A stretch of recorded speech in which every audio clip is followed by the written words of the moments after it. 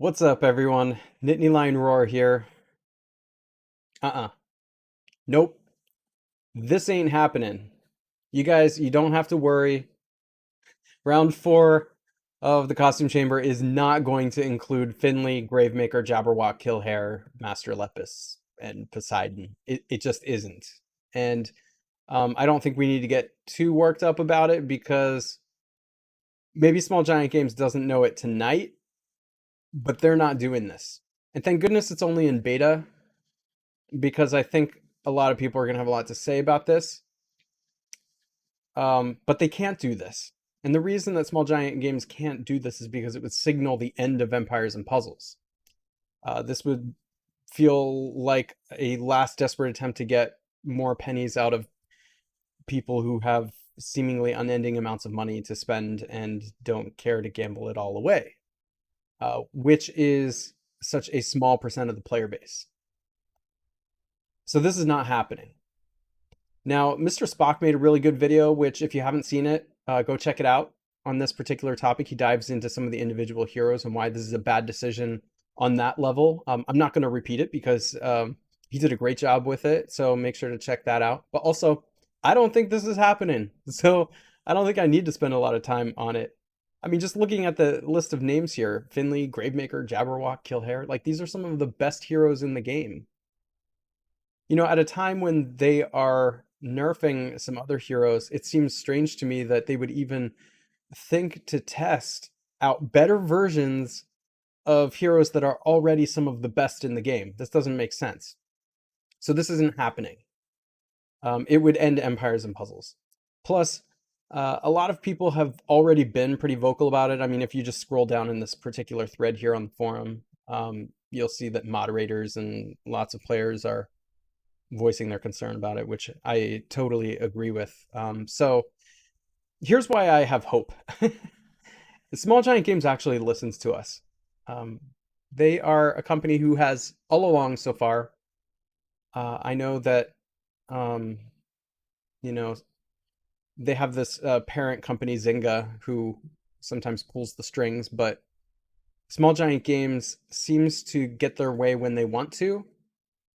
And I think if they go to Zynga and let them know that they'll lose their entire player base if they uh, put these heroes out and just totally unbalance the game, like they won't do it, right? So um, that's why I don't see this happening. The response to this has already been really swift, and so I think pretty soon we'll hear that this is not what they're going to do. Now, why did we have costumes in the first place? Well, I thought that it was because Small Giant wanted to try and rebalance things. They realized that most of the event heroes and heroes of the month that were coming out were way more powerful than the season one heroes. And season one heroes are something that we get in almost like every summon we do. We get it in the level 20 training camp and things like that. There are a lot of like 4-star heroes with the costumes now that are actually surpassing some of the season one heroes. So like when they built that costume chamber, it was to make some of these like 4-star heroes better, some of these season one like 5-star heroes better, and 3-star heroes. And for the most part, it's been awesome. I love having a fresh take on season one heroes, and it really rebalanced things as well in the game. And they're fun. Like the season one costumes are a lot of fun and they're really creative. So it seemed to me like they were doing it to balance the game more. Kagan is a perfect example. He is part of the costume chamber that just came out today, and he's been an awful, terrible hero forever. He's never been good. But the costume is actually pretty good, so it helped to balance it and make him useful. Okay, so why would you make costumes for some of the heroes that are already overpowered and some of the best in the game? That doesn't make sense to me. It's supposed to balance things out, right? There's plenty of heroes of the month out there. There's plenty of event heroes out there that could maybe use a costume because they're never, ever, ever used. And that's where I think Small Giant Games should take this is like, hey, take a look at those awful heroes that are out there and beef them up a little bit. That's the point of the costume chamber, right? Um, You know, I don't know where Small Giant Games goes from here with the costumes. It definitely shouldn't be the event heroes, though. It definitely shouldn't be the event heroes. Why not make more costumes for season one heroes?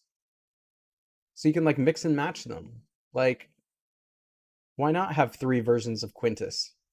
The effect doesn't have to stack. If you have one costume, just keep the stats like, the stats can be relatively level for each of the costumes. They don't have to keep going up and up and up. But like, I'd love that. I'd love to have three versions, four versions, five versions potentially of certain heroes to be able to choose for the certain situation in which I'm attacking. You've heard me talk before about choice in games, in Empires and Puzzles in particular. When you maximize choice, you maximize a few things. You maximize strategy and you maximize fun and playability. You maximize playability too, replayability, I should say. So once again, Small Giant Games is kind of in a place where they're sort of choosing the non-choice path, like well, if you want to keep playing this game, you have to spend more money on this one thing we're going to put out in the future. I get it. Like, it's a business to make money, but not when it's going to like unbalance and wreck the game. I think Small Giant Games, you could still make money off of making multiple costumes of the season one heroes because newer players will come in and they'll want those, right? And players who already have the other costumes, they might want those too. You don't have to make them overpowered and unbalance the game to do that. People just like things that are fresh and new and exciting, right? So maybe take a look at that. But anyway, to wrap up this video, this was a bit of a talking head piece, but this is not happening. You guys don't have to worry about this. I think everybody has spoken up pretty quickly. We've got plenty of people down here like WTF is happening. Small Giant Games, what are you thinking? Guys, it's in beta. It's not even out yet. So we don't have to worry about this. That's all for that. If you enjoy content like this, make sure to hit that like button. Also, there's the subscribe button there with the bell notification so that you know when I drop more of these. And I catch you in the next one.